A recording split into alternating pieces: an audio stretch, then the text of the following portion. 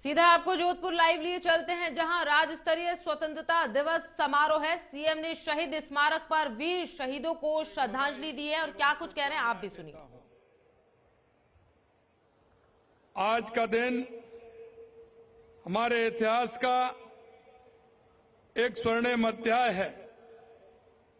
यह वो दिन है जब भारत की सामूहिक शक्ति ने गुलामी की जंजीरों को तोड़कर अपनी आजादी की राह चुनी थी। आज उन ज्ञात अज्ञात स्वतंत्रता सेनानियों को स्मरण करने का दिन है, जिन्होंने भारत माता को आजाद कराने के लिए जीवन भर पीड़ाएं और यातनाएं झेली, अनगिनत ने अपना बलिदान दिया। आज हम सभी के लिए ऐसे महापुरुष और बलिदानियों को स्मरण करने और उन्हें नमन करने का अवसर है। आज इस अवसर पर मैं उन जाबाज सैनिकों और सुरक्षा बलों के वीर जवानों को भी श्रद्धांजलि देता हूं, जिन्होंने देश की सुरक्षा के लिए प्राण न्योछावर कर दिए।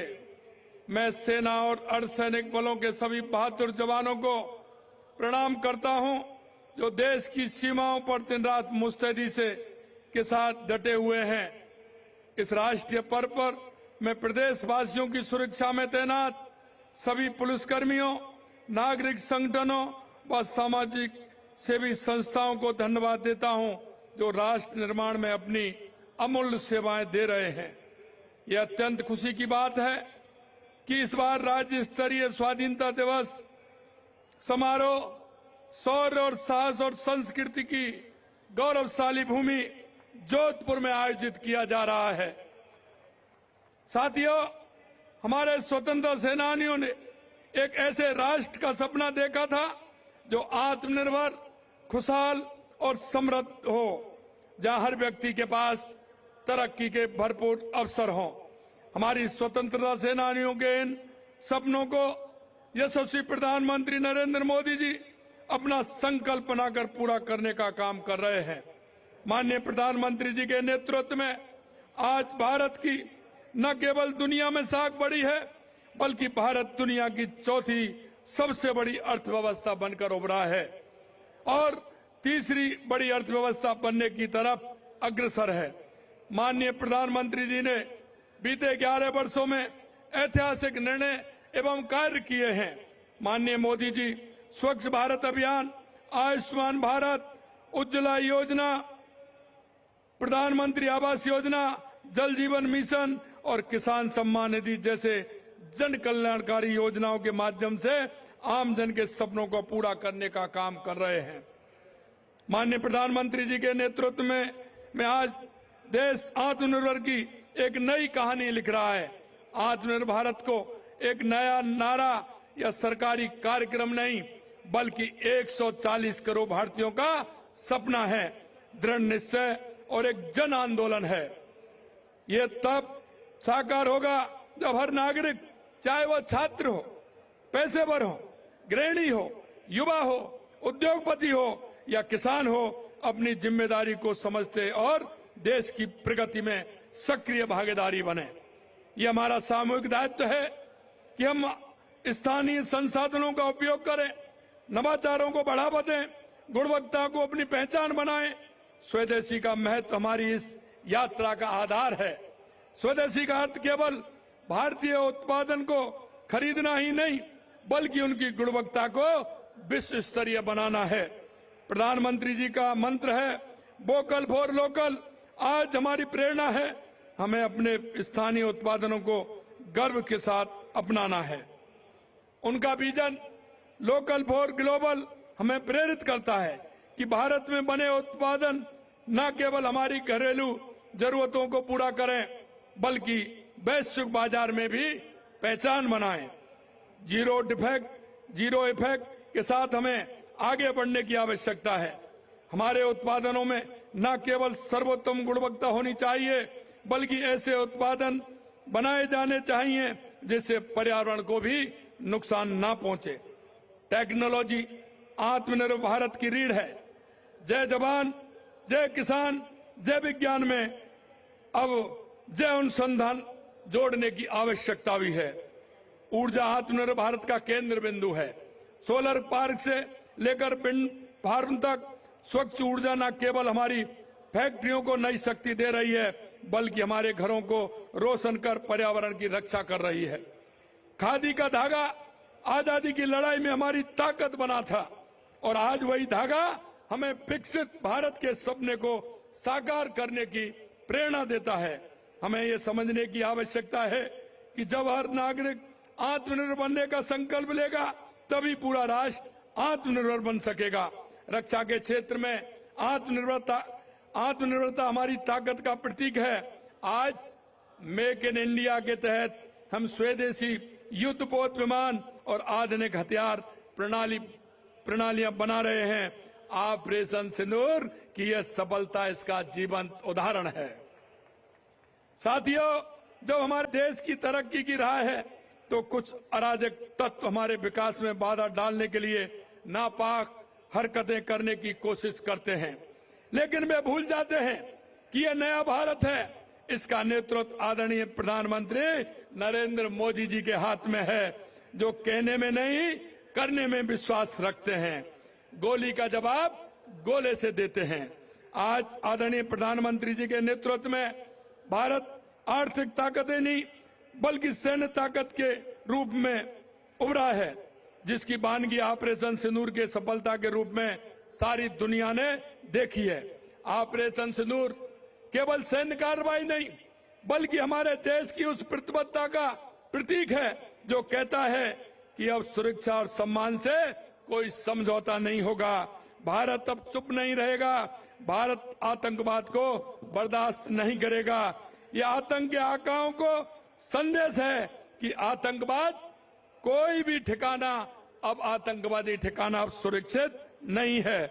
माननीय प्रधानमंत्री जी के मार्गदर्शन में राजस्थान की डबल इंजन की सरकार प्रदेश को आत्मनिर्भर बनाने की दिशा में निरंतर काम कर रही है। हमारे प्रदेशवासियों के सपने को साकार करने का, उनसे किए वादे पूरे करने का और दिए गए हर वचन को निभाने का प्रण लिया है। प्रदेश की भौगोलिक परिस्थितियों की वजह से यहाँ हमेशा से पानी की कमी रही है।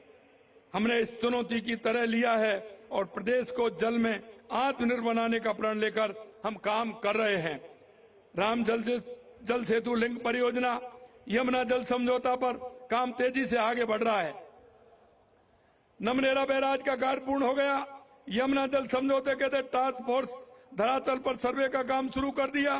प्रधानमंत्री जी के कैच द रेन अभियान से प्रेरणा लेकर कर्म भूमि से मातृभूमि अभियान शुरू किया गया है, जिसमें भामाशाहों एवं प्रवासी राजस्थानियों की मदद से हजारों जल संरचनाओं का निर्माण किया जा रहा है। हाल में हमने जल पर्यावरण संरक्षण के लिए वंदे गंगा जल संरक्षण अभियान चलाया था।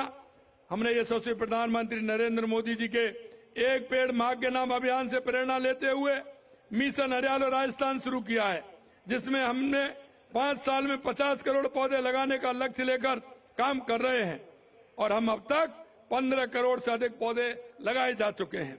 इसी तरह हमने प्रदेश को ऊर्जा में आत्मनिर्भर बनाने के लिए अनेक कदम उठाए हैं। हमने राजस्थान एकीकृत स्वच्छ ऊर्जा नीति 2024 जारी की है। ये नीति वर्ष 2030 तक प्रदेश के अक्षय ऊर्जा उत्पादन को 125 गीगावाट के स्तर पर ले जाने में बड़ी भूमिका निभाएगी।